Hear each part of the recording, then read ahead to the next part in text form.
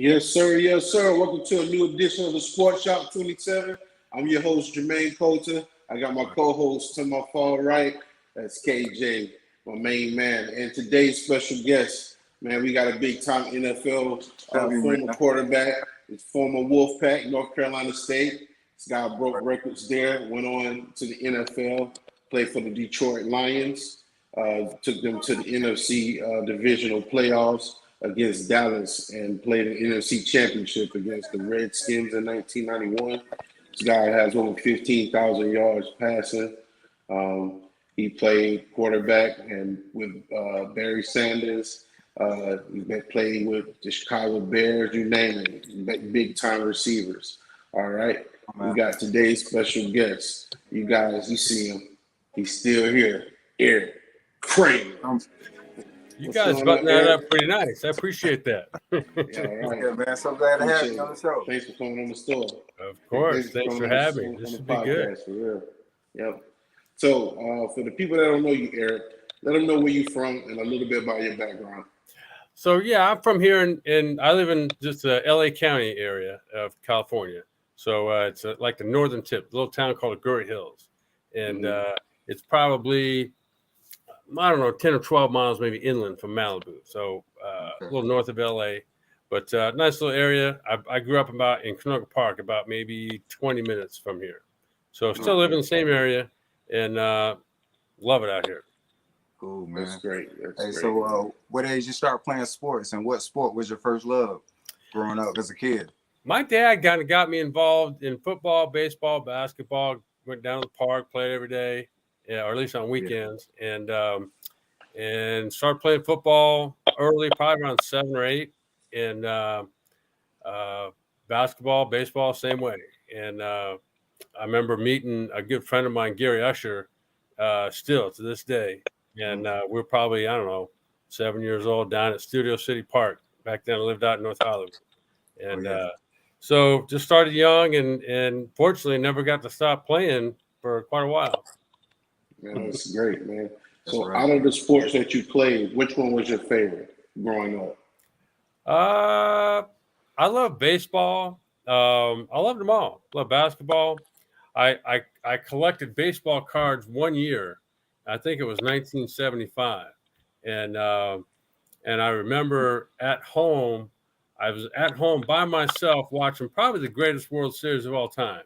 Game 6 where Boston hits Carlton Fisk just one over the wall, and anyway, so yeah, I liked them all and played them all through high school, and it just so happened that football, I think, became at some point one out. Yeah. Okay. All right. So what was your reason for loving football so much? Was it a famous athlete you looked up to? That's a good question. I think probably so. You know, back then. So this is probably like in the 70s.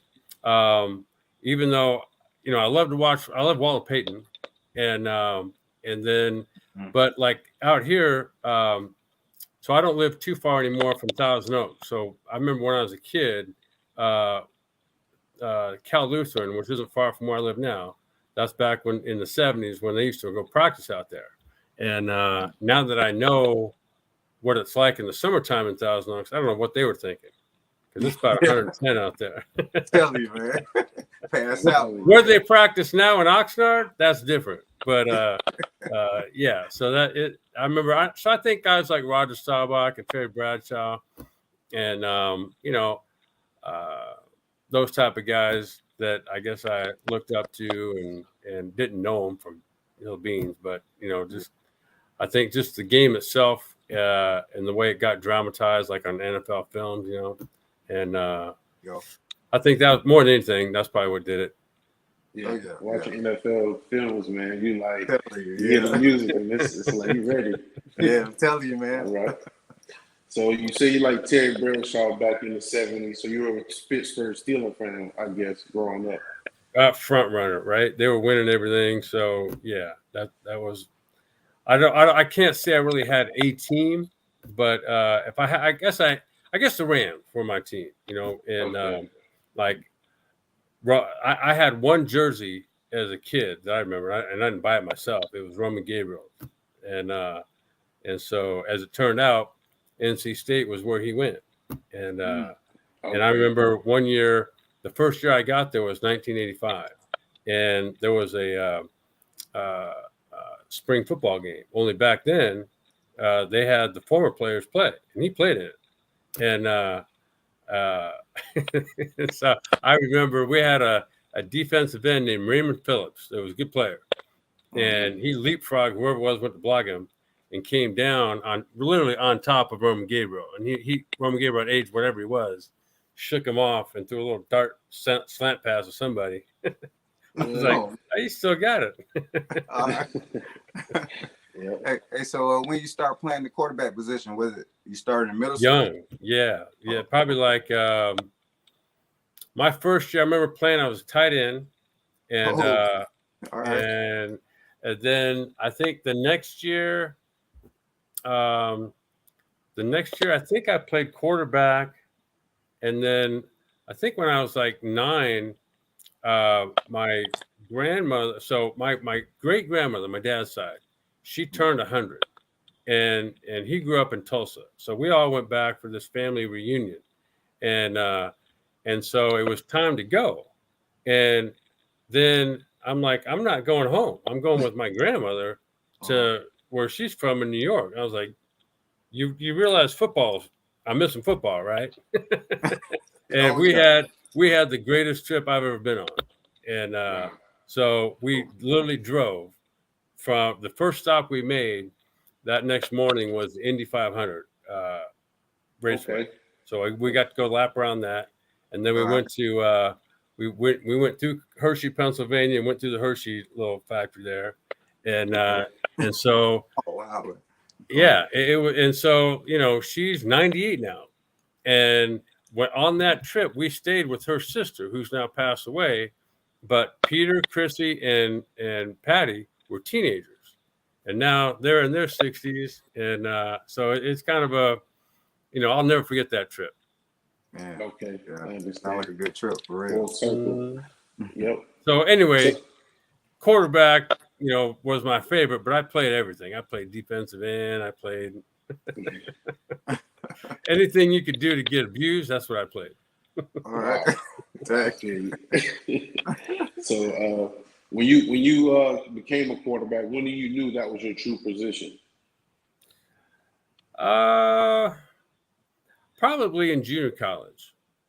So out of high school, like in high school, my senior year, I didn't even play quarterback. I played safety, and and then the next year, I had nowhere else to go but Pierce College. It was down the street from my house. And then, so back up a little bit. So in high school, you played safety. Yeah. And this is freshman year to senior year? No. When freshman, we didn't have freshman football. So, my freshman year, I played youth football. That was my last year playing youth football. And then, so as a sophomore, I separated my shoulder.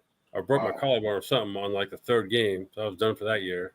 And then the 10th grade year or 11th grade year, I was a backup. And then my 12th grade year, I switched schools. And then they had a good quarterback there, Rich Strasser. And anyway, so I got beat out and played safety. And so I didn't really have anywhere to go.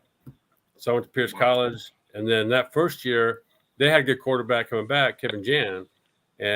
But it was going to be his sophomore year. So I basically what they call gray shirted and went part-time. And then next year was backup. Next year I got to play 1 year in junior college. And we were pretty good. And so, from there I went to NC State. So what type of offense did you run in junior college? Well, that year we had a pretty good passing game. But then we got a guy who's now passed away, Don Markham. He was he coached high school, and he had a really good running game. And I believe he coached our head coach Jim Fenwick in youth football. And so he came in and ran the running game, and we steamrolled people, and we were ranked number one in the country for most of the year, and we ended up losing though in the last game against a team from Taft College. I don't even think they have a football team anymore, but they were basically all Division I guys that didn't have the grades to go to Division I. So anyway, we had a pretty good season though, and that's what ended up getting me at NC State, thankfully. Okay. That's good to know. So when you go to NC State, who was the first guy that you can remember your first day on campus? Well, so Coach Reed, who just passed away, was the head coach, and I don't remember who I met on campus, but what I do remember is Bobby Purcell, who was the recruiting coordinator back then. He had flown out to L.A. to Pierce College, where I was, and I remember. So this would have been the end of the season area, right? So this would have been around, probably Thanksgiving, mid-November, and Bobby, I remember him telling me, he goes, "Oh, you're gonna love the weather here," and where you're going, because they didn't have Google Map, whatever, Weather Channel or anything like that. So he's like, so I got off the plane wearing like shorts and a t-shirt, and it was like 8-10 degrees outside when I got off the plane. But thankfully I went there. And so I met a lot of good people I'm friends with to today. And in fact, in a couple weekends, there's a bunch of us going back to Myrtle Beach where Brock Miller, that's where he played offensive line. And so there's about, 12, 14 of us as couples going back there. And I think most everyone's going to be there lives back there. And so anyway, we'll have a good little time for a weekend watching. I think NC State plays Wake Forest. So we'll watch that game. I guess there's a couple other games going on and hang out, play a little golf. I think Coach Sheridan's going to come back as well. So he lives down there, but he had a little health episode here about a few months ago, but his son Bobby's going to get him down there. So we'll have a nice sort of reunion. Okay. Did you play any other sport in high school besides football? Baseball and basketball. Yeah. How did you do in baseball and basketball? I mean, I was decent. I was decent. Yeah. I was probably a better basketball player than anything. And, but I could see that wasn't going to go anywhere. So all I really want to do is play college football. That was my dream. Okay. So that dream was fulfilled. That was good. Yeah. So you went to North Carolina State. Go ahead, KJ. Yeah, I was going to say, let's talk about your first season with playing for the Wolfpack. How did that go? Yeah. I mean, it was definitely a step up. You know what I mean? Like just we would scrimmage out like on Saturdays, if I remember right, out at the stadium, and just the speed of the game was intensified. And then, but I do remember that the quarterback coach was Dana Bible, and he was good for me because he would. I remember him coming up saying like, okay, I think I was like daydreaming or off somewhere, and he's like, hey, you're here right now. You want to go somewhere else, go. But right now, you're here. Right. And so anyway, he was good, and we just didn't have a ton of talent really compared to a lot of teams. And I just think that it was an unfortunate struggle that first year. And we had some good players, but it just didn't work out. And then Coach Reed stepped away, and Coach Sheridan came in, and we had a little different season that senior year. Hey, talk about the competition in the ACC. I know Clemson was one of them. Yeah, there were some good ones there, man. Clemson was good, and Georgia Tech was good, and Maryland was good. Maryland was actually the best team around that time. And so, yeah, there was some. I mean, the ACC was tough.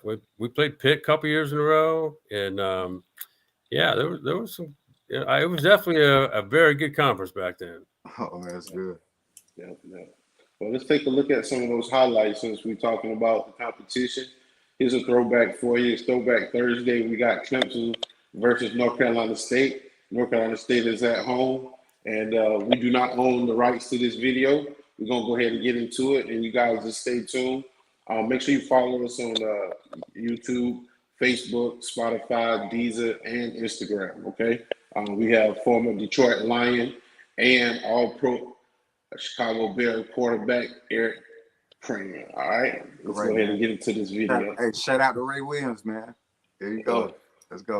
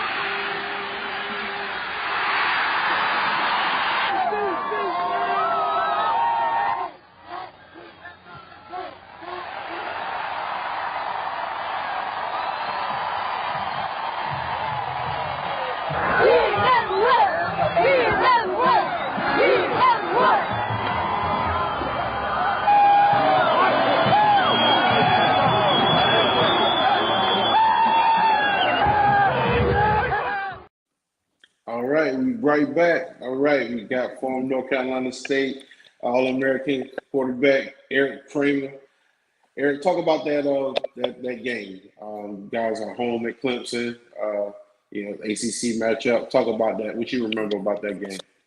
Well, it was just a great game. I mean, it was raining, of course, and I guess when you win, maybe it's not so wet, but it was a little definitely a struggle out there at times, and I just thought that both teams played well, and it was just funny watching Haywood run in the shoulder pads, big thick shoulder pads bouncing up above his head. That guy, there was a bunch of talented people on that field. And as I'm sitting there watching, because Ray Agnew out there, Kelvin Croom, you saw Pat Teague defensively, and it was just a good group of guys. I had forgotten Asworthen, number 17. He wasn't even playing that game. And so, in fact, one of the guys that played for Clemson, Keith Jennings, as a receiver, later played with him with the Bears, and Keith gained 100 pounds as a tight end. Now, that dude can block. And so, yeah, it was a fun game. It's a fun game. Yeah. All right, cool. Hey, so talk about being ACC Player of the Year in 1987. How you feel in that moment? Yeah, I think we obviously with beating Clemson, we beat some teams we hadn't beaten in a while, and with Maryland, and heck, I think we won 3 games a year before, and so yeah, we had a good game against South Carolina, and I just think just offensively and defensively, we had some good players, and I think Coach Sheridan and that staff of his, from early on, made us believe that we were going to be something. And as you saw, that diamond decal changed, that logo changed into that diamond decal. That's right. And that's the same one they had at Furman, and in shape of a diamond. And I remember him getting up there. We had spring football one day, spring football was over, so this was getting ready to play, getting ready for the fall. I guess we'd already practiced a little bit, and we had a cut down day, and the year before we didn't have one, and I think I remember going into the locker room and then getting called out one by one, and we went into the big meeting room, and he goes, "Okay, now I think it's time for me to tell you about this diamond," and he goes, "Okay, first of all, you're going to notice that this, you don't just pick one up and there it is. I mean, they get forged over time. So time and pressure." And he goes, "Okay, so that's what we're going to be. And we're going to be a bunch of diamonds by the end of this thing." And so that's kind of what happened. There was a kind of a transformation, I would say, in the way people started believing in themselves and getting other people like coaches to believe in them. And I think that was a special gift that Coach Sheridan and that staff had. So it was just a fun season all the way around. Yeah, man. Hey, before you get ready for the games, what kind of music you listen to back in the 80s? I really didn't, honestly. I never have. I kind of tried to more relax than anything, and try to clear out the clutter, instead of the opposite. I didn't try to get hyped up at all, and I would get nervous. And so I try to calm my nerves, starting like the day or two or the week before, and try to kind of just keep it very, very even keel the whole time. All right. Okay. So, Erik, who was that player in the locker room that was just an inspiration to everybody, or that coach, that just, anytime they talked to you, you just felt like you were special, like you were great? Well, the quarterback coach, Michael Kane, was awesome, and he went to our high school. Is that to Orangeburg?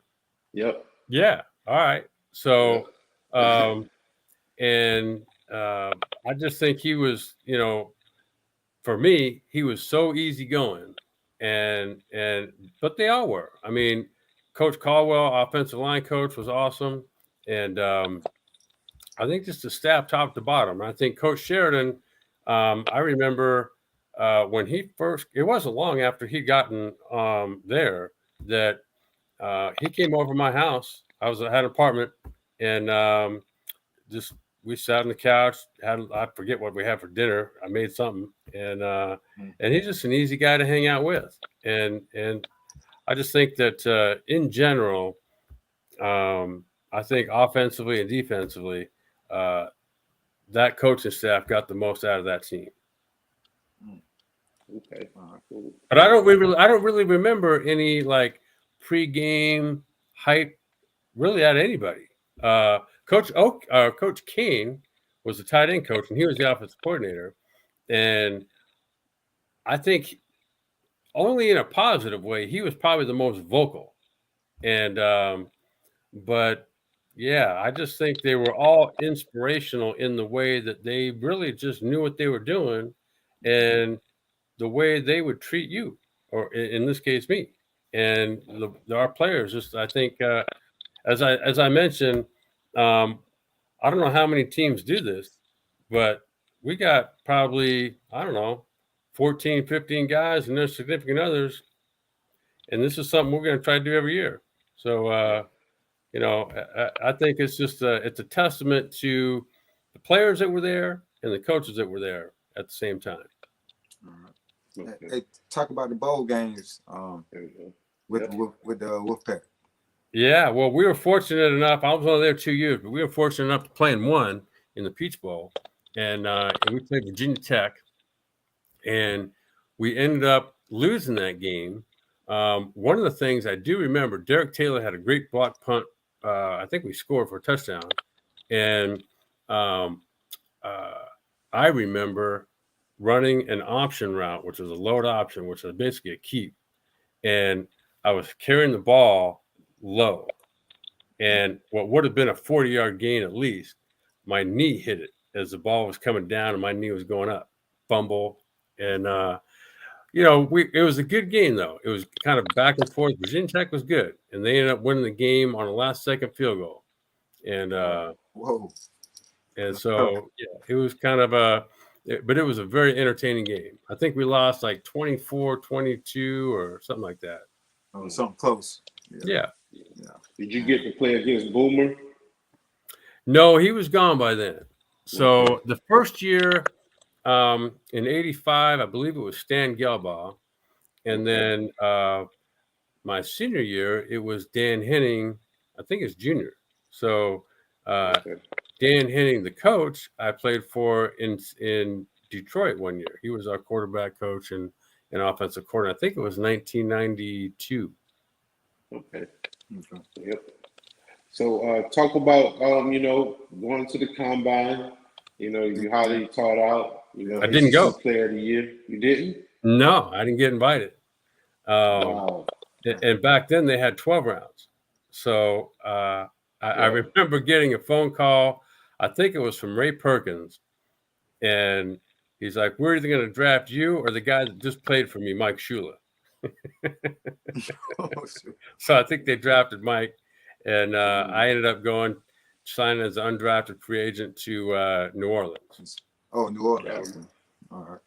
In fact, talk about your time in New Orleans. Well, I was living with the guy that played at Tulane, Jeff Wenzel. He played offensive tackle, and that was so. I basically that off season lived with him, and then we had training camp down in I think it was Hammond. I forget the school. It was Hammond, Louisiana. And by the time we got to training camp, I knew I wasn't going to make that team. And so, I was kind of waiting as, knowing at some point I was going to get cut. I didn't play in a preseason game. I think I got cut after the third one. But my time there was okay. I just wasn't there very long, but I will say that staff, defensively, who's the guy that just got let go? The head coach for Vic Fangio was a linebacker coach, and Dom Capers was a DB coach. And they had some good, and obviously, trying to think of Jim Mora was the head coach. And they did not have a great offense, but defensively that team was solid. Okay. And so you got an opportunity to play in the CFL as well. Talk about that experience. Yeah. So after getting released with the Falcons, I waited around to see if I'd get a phone call. One never showed up, or when one of them came. And so the one team that had worked me out in college was the Larry Kuharich was their head coach, who I think has passed away now. And Larry came and worked me out. And so eventually, yeah, I went to Calgary. I remember I think I flew in there like on a Wednesday or something, and there was a game that Saturday against Toronto. It was at home. So I remember getting the playbook, and the playbook was something similar to what we had in New Orleans. But yeah, I played, I think, that second half against Toronto, and then I started the rest of the games, but I don't think I was very good, and at least not up there. Okay. All right. In fact, there was a game. I'm not sure what our record was. It wasn't very good, and I think it was a game against Saskatchewan. And I'm not sure if it was there or at home, but I threw 6 interceptions, so I did break some record there, at least my own personal one. Whoa. Yeah. you was just slinging it, wasn't you? Too much, apparently. Oh, man. Oh, they had some good DBs. One. Man. Yeah, I don't know. I was feeling a little generous that day. Yeah. So talk about how did you end up with Detroit?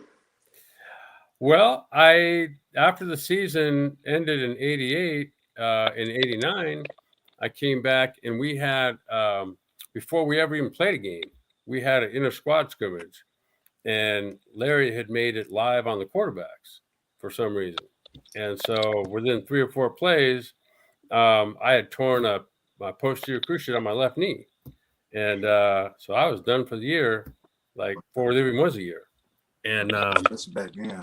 so I basically called around to a bunch of teams, and Detroit Lions, somebody there was the only guy to call me back. I forget who it was, Joe Bashofsky or something, the scouting department. And I've since talked to June Jones, who was a receiver coach then, and apparently he had done a little research, even back to the strike days, and somehow thought I could play. So that's apparently June's the reason why I was ultimately in Detroit at one point. Cool. Yeah. When you get to Detroit, Barry Sanders in your backfield. Talk about being teammates with Barry Sanders. Yeah. You probably couldn't. I've never been around a more quiet person in my life, honestly. And I'm fairly quiet too. But like Barry, he's church mouse quiet.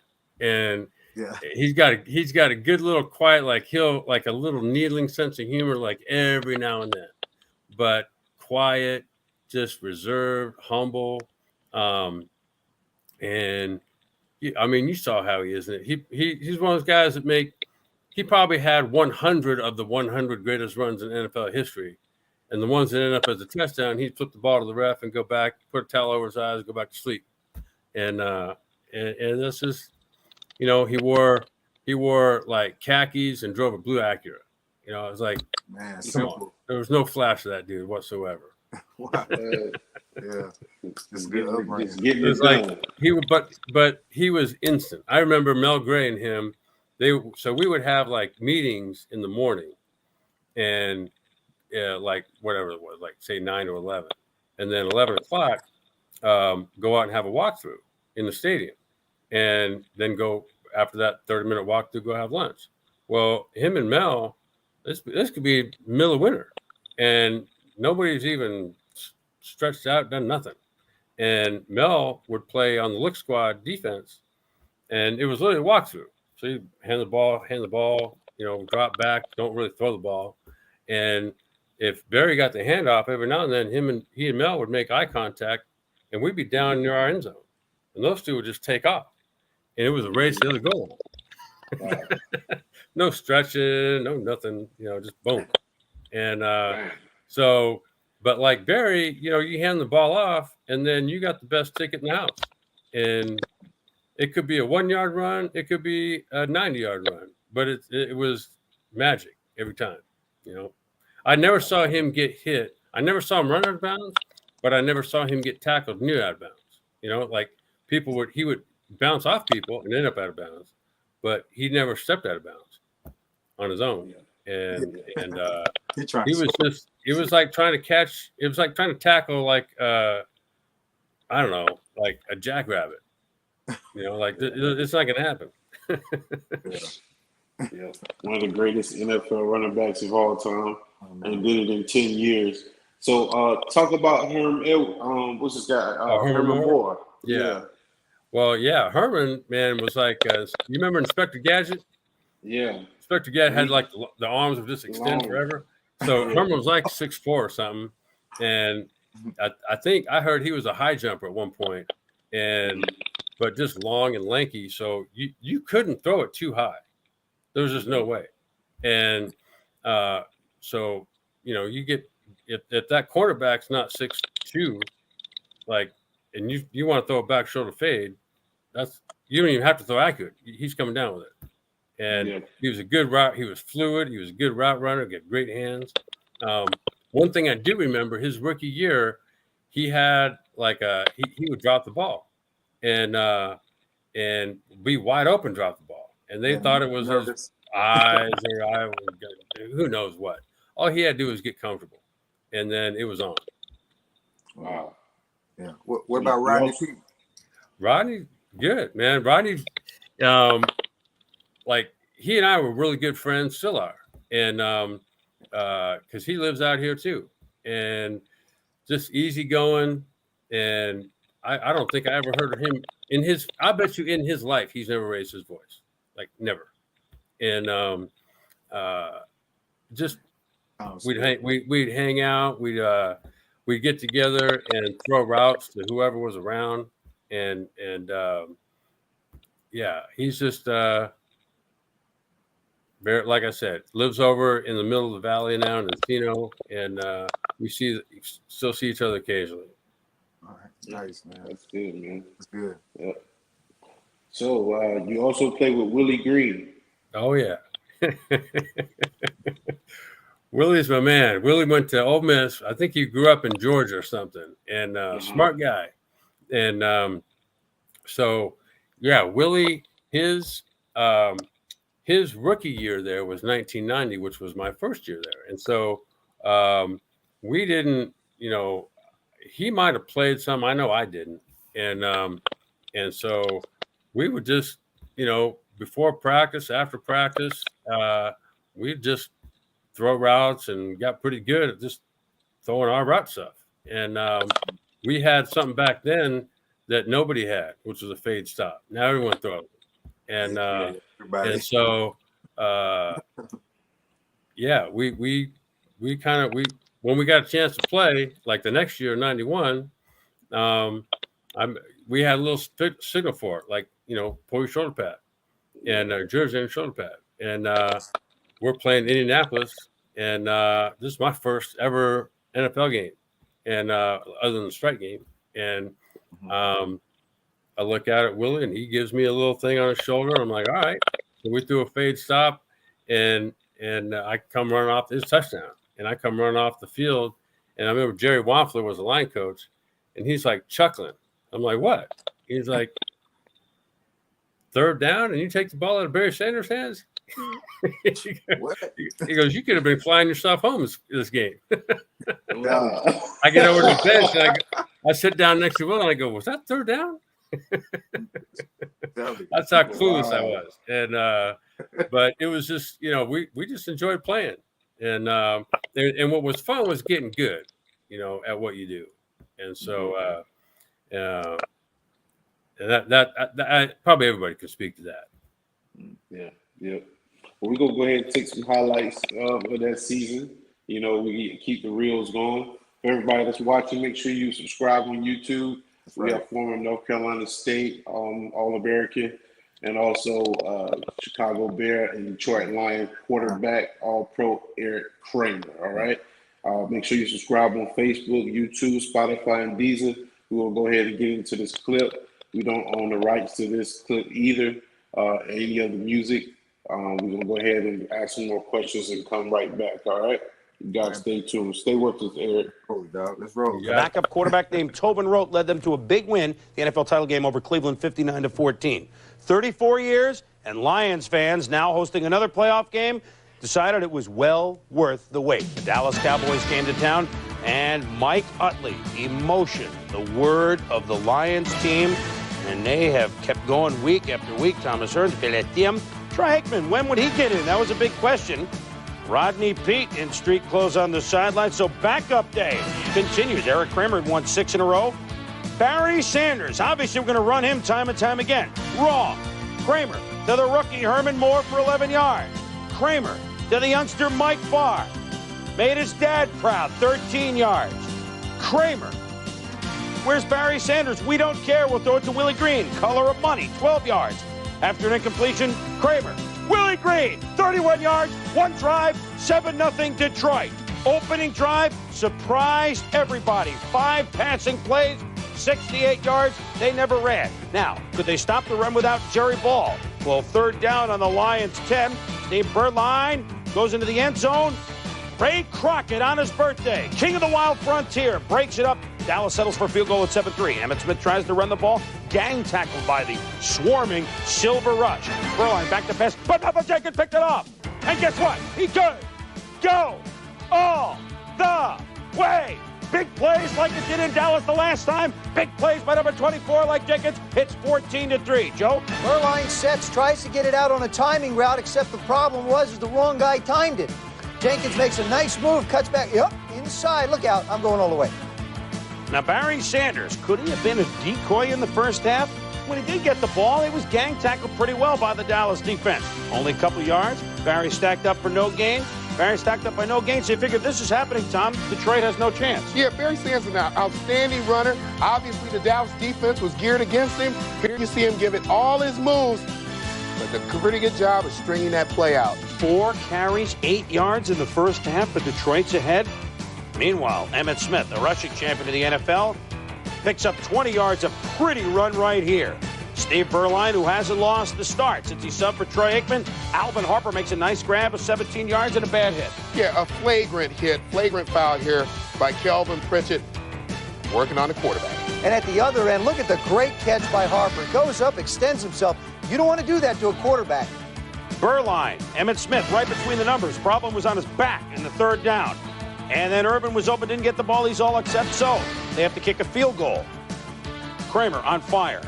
Here he hits Willie Green. Look at Erik Kramer gun the ball. Then to Mike Farr. Nice low throw for 21 yards. Sets up a field goal by Eddie Eatrick and B. Murray. Kramer 18 of 22 in the first half. At the end of the half, would it be Troy Aikman that we see through the binos? Welcome back to the NFL. Jeff Hunter Saxon, 17-6 Detroit at the half. In the second half, could Aikman lead the Cowboys back?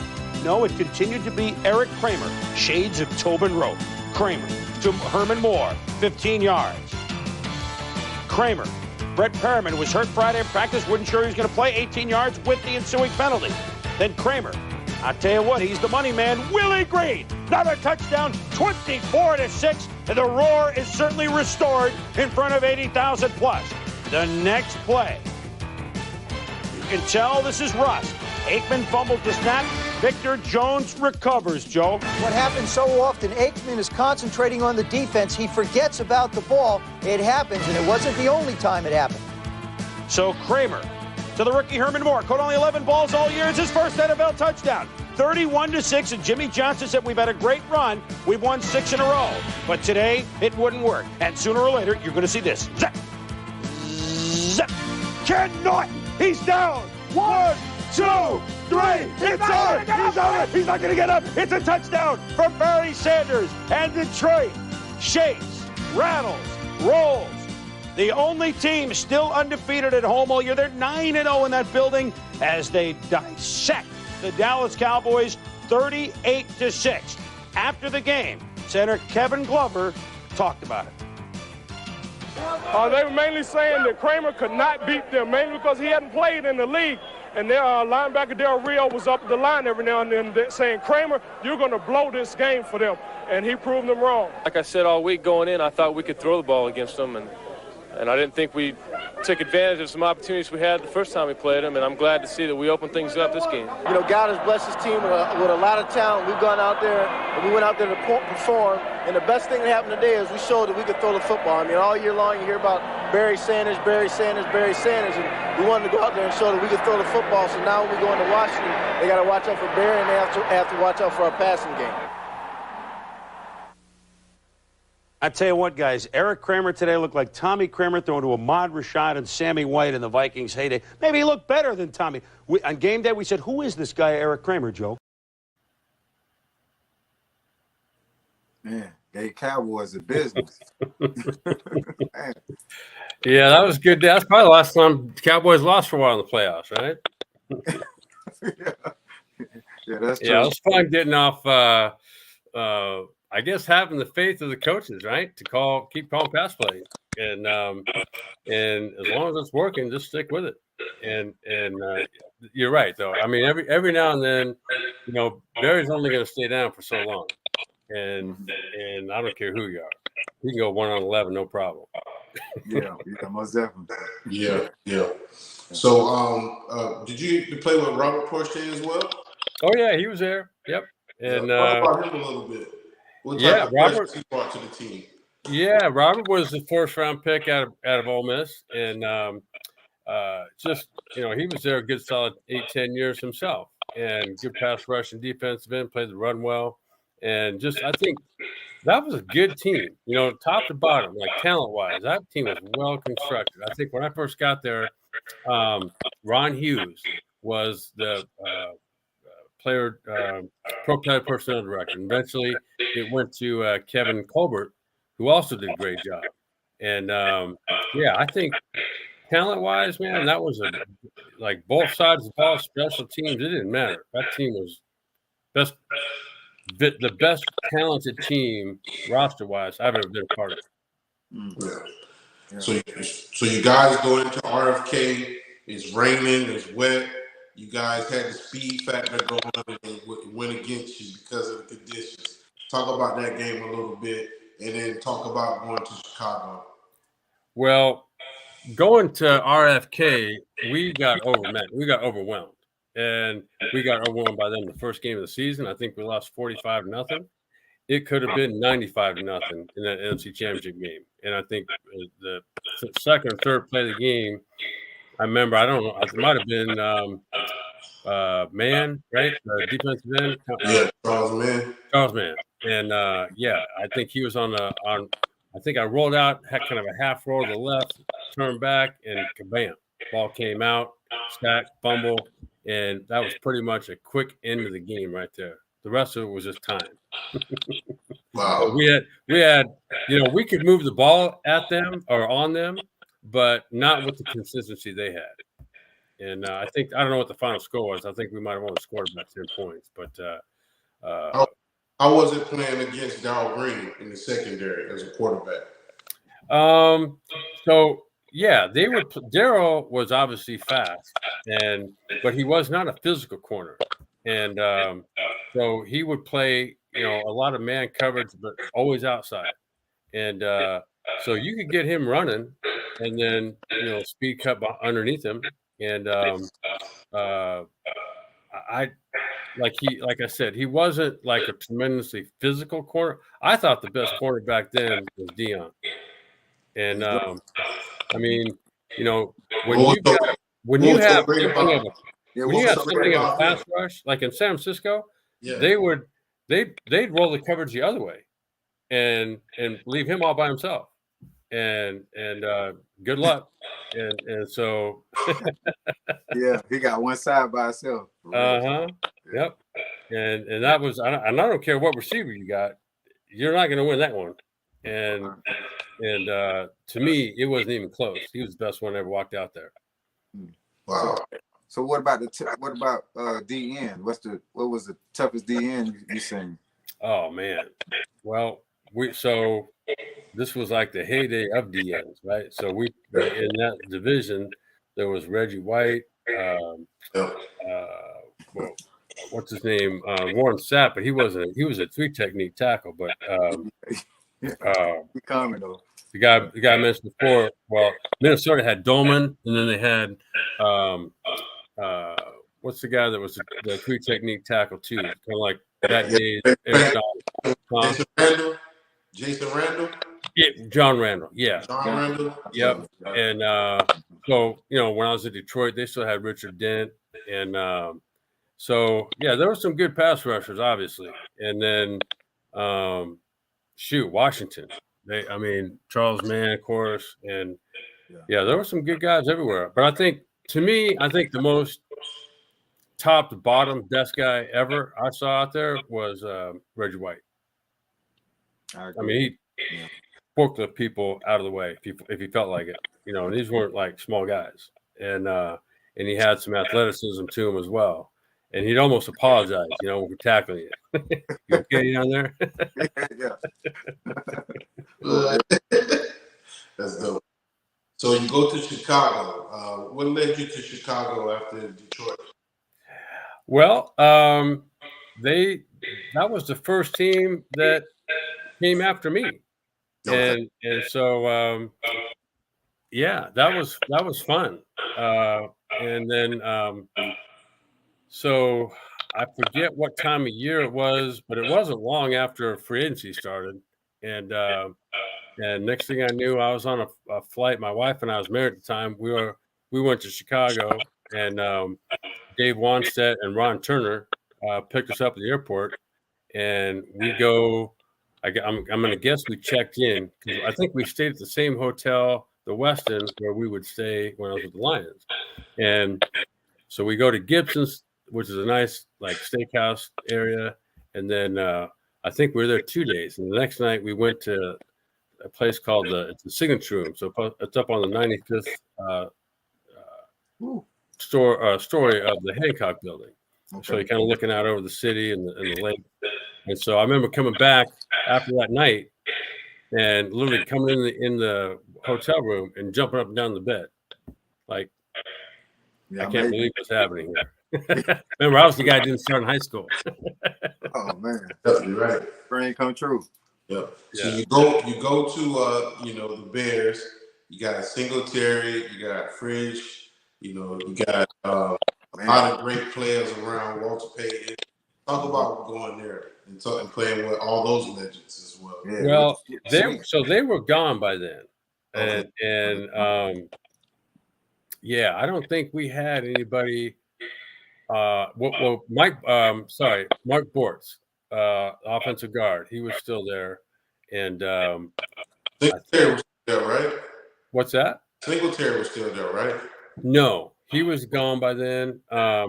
That year in '94, Richard Dent had come back to try to make a comeback, I believe, but he didn't. I don't think he stuck it out. Wow. And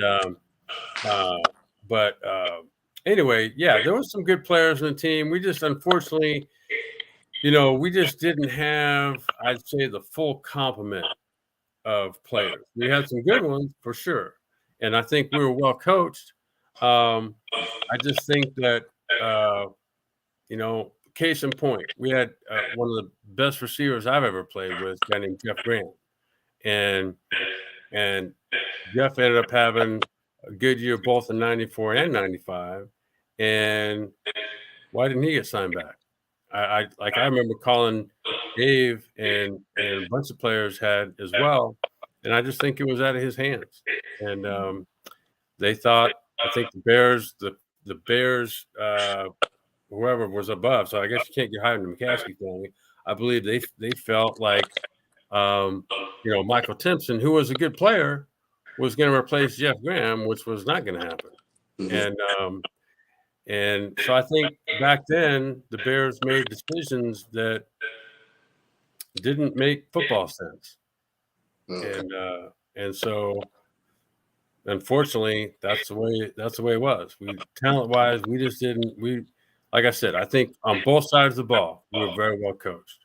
But there were certain players, we didn't have Deion Sanders, and we didn't have Reggie White, and there were some teams back then that when they needed a guy, they went and got a guy, and there was like in the NFC there was three of them: Packers, San Francisco, and Dallas, and we weren't one of them, unfortunately. Yeah. So what was the toughest stadium to play in your career? Who's that? What was the toughest stadium that you ever played? Stadium? There was a few. I'd say RFK. That NFC Championship game. Yeah. And I don't know I doubt they would hold more than 55,000 people. But that thing just sways, like they're kind of like temporary stands, some of them. And that place gets rocking. Where I remember Lomas Brown, he plays left tackle. He literally could not hear a word I was saying. And I'm looking over here, and he's like watching my lips to see what I say. Yeah, that's loud. So I think there in Kansas City at Arrowhead, Silverdome, when it got rocking like that playoff game, that was loud. But it took 85,000 people to fill that place up, and so yeah, I would say, and back in the Metrodome with the Vikings, it was a smaller stadium also, but that place could get loud in a hurry. So yeah. But the great thing is when you play well, you don't mind going in the stadiums that are loud because they don't stay loud very long. Yeah, man. Hey, Brian Bullock just stopped in. He says, "Great job." Hey, shout out to Brian Bullock. Yeah, that's my man right there. Love that guy. It's good. It's good. Talk about him as a teammate. How was he as a teammate at North Carolina State? Just good, man. Just easy going, very personable guy. Still that way today, of course. And I think Brian, if I remember right, grew up in Fayetteville, and so yeah, we'd lost touch for a while, but got back in touch, and saw him at this last. Every time there's a spring game, there's a reunion. So it's a football reunion, and it doesn't matter what year you played. And so the last time I was there, saw Brian, and we just sat around talking a little bit, and I reached out to him recently, and just to give him an update on something, and that's when he asked me if I would come on this show, and of course, love to talk a little old times and see what's going on. So I appreciate you guys having me on. I appreciate you guys having Brian on. Oh yeah, appreciate you coming on. It's a pleasure, having you on. Tell your story, and also, just share some of those great memories that we watched growing up. Barry Sanders, that highlight was awesome. Oh yeah, and that was his one game. I saw him. Speaking of Mike Singletary, nothing against Mike, but we played a game at Soldier Field, and we literally had two run plays for Bear. One was a draw, one was a slant because we didn't have tight end. And I remember on a draw play that it was Mike Singletary on one side and Barry on the other. And it's not like the hole was that big. And at the end of the play, there was Barry about 10 or 15 yards down the field, and Mike Singletary was on his knees, grasping nothing, which was not the only Hall of Fame guy he may do that. It's like, welcome to the club. Yeah. And he wasn't a physical. Barry wasn't going to run you over, but if this was a game of tag, that guy wasn't going to get it. There's no way that happened. Yeah. So you went to San Diego afterwards. Talk about that a little bit. Yeah. So got released the day before training camp in '98, and San Diego picked me up. And of all the places to go have training camp, it would be San Diego. I think we were at University of, I always get these confused, but it was University of California, San Diego, UC San Diego. And I mean, it's 72, 75 every day of the year. And welcome to Shangri-La. So we had a training camp right there. And now I was rehabbing a shoulder torn labrum from the year before. And so it took me about, I'd say, a good hour and a half rehab before practice twice a day, and rehab afterward, or just ice afterward. And so physically it wasn't as fun, but that didn't have anything to do with San Diego. And that was a talented, very talented defense. So it was Junior Seau, Rodney Harrison, both in their prime, and John Hand, and they had some good players, very good players defensively. Freddie Jones, as a tight end, was talented, and Natron Means was still there, and we just didn't have. In fact, Jeff Graham was on that staff. On that team. Yeah. But again, it was a young staff back then, and at least offensively, and that was for me. I enjoyed playing, but it was also the end of my career. So we played a game in Kansas City, and I don't think I played much, but I played enough. And I remember I think it was probably like a Tuesday or Wednesday or something. And my wife at that time it was an away game. So prior to that game, she had driven home because it was only about an hour and a half drive north. And so I wake up in the middle of the night and I can't move. My neck had just spasmed. And so I knew I had to go somewhere. So I had to go. I basically got in the car and drove to the hospital.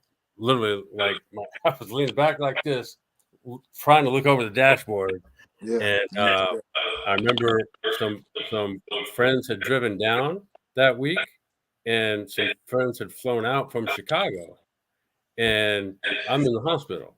And so I remember the doctor come in because this is the second one now, and this happened in '96 when I was in Chicago. And so what it was is a couple herniated discs. And so, and it was actually more than that. But so, yeah, I remember the doctor coming in and saying, I hate to say this, but your career's over. And I remember sitting in the hospital bed. I really hadn't contemplated what to do next. And so I remember kind of in one instance, I was somewhat physically, I guess, relieved. But then in another sense, I was like, now what am I going to do? Yeah. Man. And so there was that sudden shock. But as far as a place to be and live, I mean, that was a great spot right there. Okay, cool. So you leave the NFL. What was next for Erik Kramer? Physically getting healthy again. And I remember going to a place down in San Diego called Function First. And I forget how I heard about it, but so I remember going in this office space, and there was like first thing they had me do was stand in front of this. There was a plumb bob hanging down in front of me. And there was a grid on the wall behind me. And they were, I guess taking video or something and then watched me walk from the front and behind. And afterward, they showed me how kind of everything was out of line. So your ears are supposed to line up with your shoulders, with your supposed to line up with your hips and so on. And so I was all swayed out of and not only was I kind of tilted forward, but I was off to the side as well. And so we did everything posture realignment wise, everything but my neck.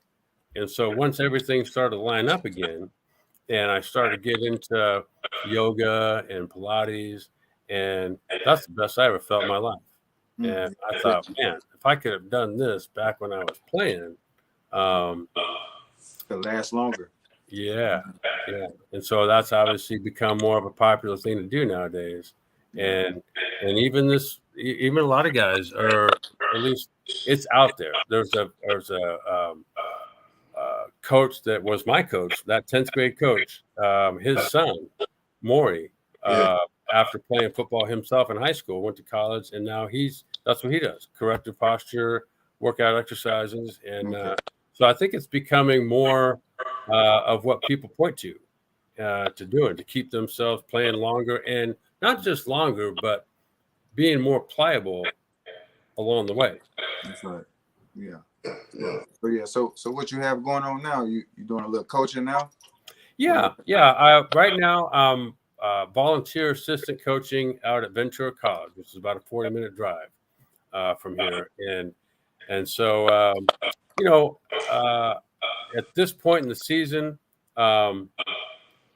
like the reason I was a little late getting here today is after practice.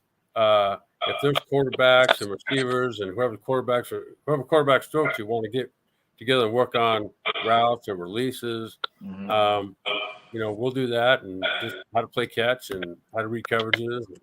So that part's fun for me, a lot of fun. Yeah, that's good. And I would like to be a head coach at some point, sooner rather than later, because that's really the only way you get to create what you want to create. And so for me, it's not really passing. It's like I'm going to end up running that NC State offense, and I'd never run the option a day in my life, and we ran about every option you could run, and it was just to be efficient, so you didn't face a lot of exotic, zone blitzes, or not zone blitzes, but just blitzes in general. Okay. And we just got really efficient at running that Orangeburg High School offense, basically, and so, like today, I get with Robbie Caldwell, who just retired from being the offensive line coach at Clemson, and so we get together and do some Zooms and on that offense, and because if you can't block it right, you can't run it. And so anyway, I'm sort of gearing up for that at the time when that does happen. So. There you go. Hopefully it'll happen sooner than later. Yeah, it will. Yep. So, is there any advice or any thing you want to give to the youth, or your reason why you coaching football, why you staying around? Talk about some of the adversity you had to go through to get to this point. Well, yeah, I'd say that the message I would have is, like, I remember when I was telling you guys earlier, like, it's fun getting better.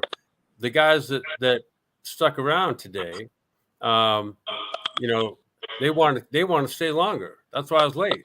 I was like, this is pretty fun, getting good, isn't it? And so I think doing little things well, like if you do fundamental things very well, and you put that offense or defense, and you put that inside of a fundamental system, it's hard not to be successful. And so I would say to people that no matter what happens like I said, we were 3-8 the year before, and in '94, so I came in '94 to the Bears, and I started the first, I don't know what it was, 3 or 4 games, got injured. I was playing not bad, but not great, and Steve Walsh comes in, and he plays not great, but well enough to keep winning. And so the next year, I wasn't starting. Coach Wanstead talked to me, and I can't remember if Steve was in at the same time, but he said, "Hey, we're throwing this up for an open competition," and fine. And it took that sort of adversity, I guess you'd say, to help get me. I think I already was focused, but the adversity that came with that wasn't enough to get me down. And so, I would say to young people today, all people today, when adversity comes, and it's coming, then you keep going and you get better at what you do. How about that? And we had this conversation. There was a Bears podcast, a couple of them that I do. And one of them was this morning. And we were having this very discussion on Justin Fields. And why he's still starting, I'm not sure. Because when I watch him, he couldn't start for the junior college I go to or coach at. And I'm not lying. And because he has a hard time playing catch. He has a hard time reading coverages. Yeah, he has a hard time. Like, he's taking sacks that are his own fault many times. Like, true, the left tackle is suspect pass protection, no doubt. So is Patrick. But so much of his own what's affecting him is his own bad play, bad choices, the posture he throws with doesn't work. You can't spin this way and have the ball fly in a straight line. You can't do it. And I wish he would come out here and work with me. I do. I really wish that. And Man. I'm going to find someone to get to him. I swear.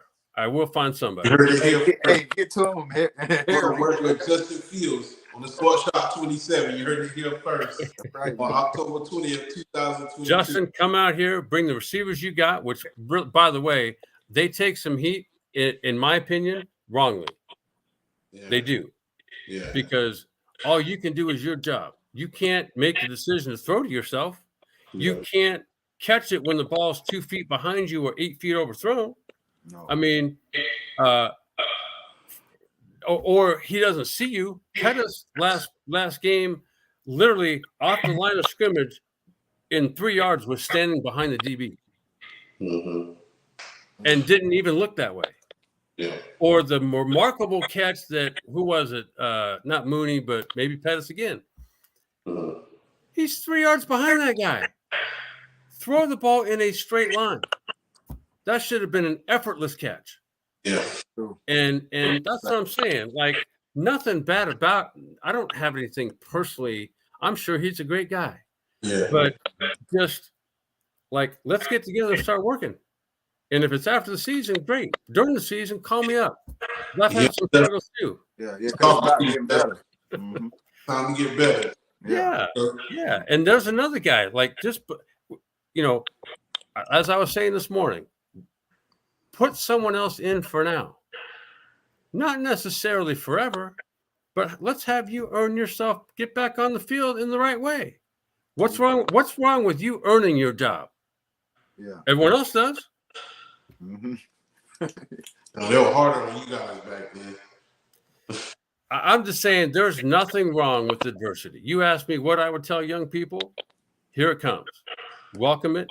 Make it help it make you focus and get better, because that's your only two choices. You either get worse or you get better.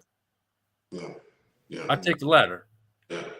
I had someone chime in and ask me about Donnell Wolford. Donnell. So it's funny because Donnell was the guy that Haywood outran on that reverse. And I remember Donnell got inducted into the North Carolina Hall of Fame. This is back, I guess, a year or two ago. And I go, what in the heck? Like, I didn't know he was from North Carolina. And he goes, oh, yeah, I made a business decision. I'm like, well, you chose the wrong business. But that dude was talented too. Now I'm telling you, he was very talented, and a good guy, and just a good player, really good. I mean, he was like, for us in practice, he was the hardest guy to go against, like, by far. Yeah. Wow, that's a lot said right there. All right, so this comes to the end of the show. If you got any shout outs to any coaches, teammates, players. Yeah, well, I will say this. So Coach Sheridan, just about maybe 3 or 4 months ago, had suffered a mild stroke. Now, I don't know about you people, but a mild stroke is a stroke. Yeah. And so he's been struggling just health-wise now. And I'd say to shout out to him and the people around him, his son Bobby and his other son, and just the family around him that has rallied, I think, is awesome. And really, like I said, the guys that include Brock Miller and Chuck Massar and John Adelita and John Emmett and Jeff Strum and all these guys, we're going to get together here in a couple weeks. I don't know. I always think about, we've done a good job, I think, as a rule, staying in touch. And so I always feel good whenever we're together. Eugene Peters and Curtis Conway actually used to live out here. And we ran a passing camp together for probably, 5-6 years. And, Curtis has moved back to Atlanta with Layla and their kids. But, I miss him and just so many people. And I I wish I could say hi to everybody, but we've lost some folks along the way too, and my man Mike Utley's still hanging in there after 30 plus years of being paralyzed, and you talk to him today, he's still the same guy, bubbly, can't wait to see you, and his wife Danny, she's a rock star as well, and so I don't know, my own son Dylan is awesome, and he's down in college now at Westcliff University in Irvine, and it's just so many friends and family along the way that have helped support me, my Aunt Patrice and Uncle Bill, and just Robert Espinoza, a bunch of people. Anna Durgan, my girlfriend. We've been together. We haven't been together. We've known each other. We've been friends since high school. Okay. And so just like I said, so many people that I've come to be supported by over the years that I can't say enough or do enough to say thank you. Yeah, again, we'd like to thank you for coming on. If you know any other players who'd like to come on the show, professional, just like you, just let us know. Yeah, you got it. I'll do that. Thank you. Before we head out, this show is really dedicated to a lot of things. We're trying to inspire the youth. Also, make sure that we motivate people, let them, know that you never give up on their dreams. Do you have any advice for mental health or someone that could be battling CTE? Yeah, so I think I battle that myself, and one of the things that I've done here recently is I've sought out a neurologist that specializes in people like me, and so a certain the first thing that we've done so far, because I don't sleep well, and so the first thing that he did was he's like, we got to get the sleep under control. And so start out with a low dose melatonin time release, a little B6 to the already anti-seizure medication I take. And at some point, I think it's been working, especially these last couple of weeks, where, literally I'll go to bed now at like 10:30 and wake up at like 5. And I'm like, whoa, because normally it's like 2-3 hours, if at all. It was not uncommon for me to be going to bed at midnight or waking up at midnight and then going to bed at midnight. And you can't do that forever. And I think mental health wise, it's going to suffer, and mine did. And I think that, you've got these people that support you and they want to be in that boat too, but you got to get in it yourself. And I think that's one thing for me is not only this neurologist, but I've reached out. There's a brain sport group that this Dr. Darby is a part of. And then there's a neuropsychologist as well. So my girlfriend and I had a conversation over the phone with her, and the person that she recommended isn't taking on any new clients in terms of therapist. So I called their office today and let them know. So, I'll have one here shortly. And so I just think it's getting things talked out is the opposite of keeping things in. And so I don't care if it's a friend or someone you respect or a mentor of some kind. Everybody's here to help you. We're all here to help each other. And really what it takes is just active listening. The putting down what's going through your own head and listening in a curious way, and then being able to reflect and ask more questions. Because all anybody wants to do is get out what's sitting inside. And I think the more we can help each other do that, the better off we'll all be. It works both. It works for the people listening, and it works for the people talking. Right. All right. Appreciate it. Right. Yeah. Well, thank you for coming on our show, Eric. We'd love to have you back on. For everybody watching, we appreciate you guys tuning in. Make sure you subscribe on YouTube and follow us on Facebook, Spotify, Instagram. We had tonight's guest, former North Carolina State All-American and former NFL pro, Detroit Lion and Chicago Bear quarterback, Erik Kramer. All right. Until next time, you guys be safe. Thank you for tuning in. It's not how you start. It's how you what, KJ?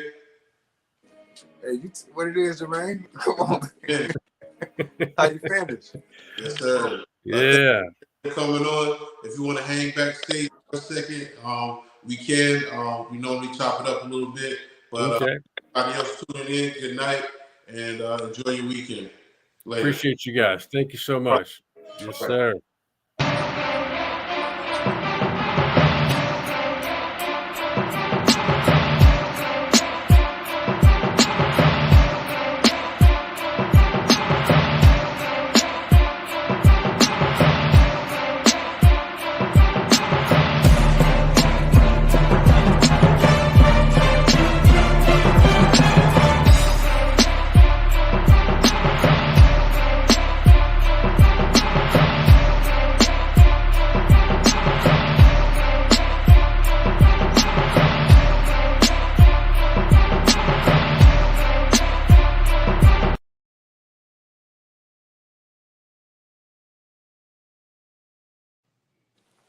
Yep. Yes, sir. Man, you be catching me off guard, don't you? When? At the end. At the end, what I did. How we start, how we finish, or something. You know. Yeah. I knew you was gonna catch on. So we always say that when we get off. We just ain't been on in a while. Yeah, man. This you got it, man. Finishing on out, dog. Because hey, sorry, I couldn't. sometimes you gotta be in my moment, man. He just texted. Huh? I need to talk to him about helping me out, man. He said, "Thanks, Jermaine. Sorry I couldn't hang after I still got to eat dinner." Yeah, he looked like he was hungry. Yeah, that was a long damn show. Damn. I'm gonna reach out to him though. I know he can help me somehow. Shit. I'm gonna reach out. Did y'all eat dinner yet? Nah, we ain't nothing. Me neither. Yeah, nah, shit. And then here, that shit was long. Damn. Shit. He was long-winded now. Yeah. But I'm glad you had that CTN, though. Oh yeah, I didn't want to let that slide by. You know, I was surprised he didn't talk about his situation. You talked to him? Huh? You talked to him already? I thought Jermaine talked to him. That's probably going to bring it up. You told him, Jermaine, you told him I had CTE? I know you ain't talked to him. I ain't telling. Boy, you about to find out. Shit. You about to find out.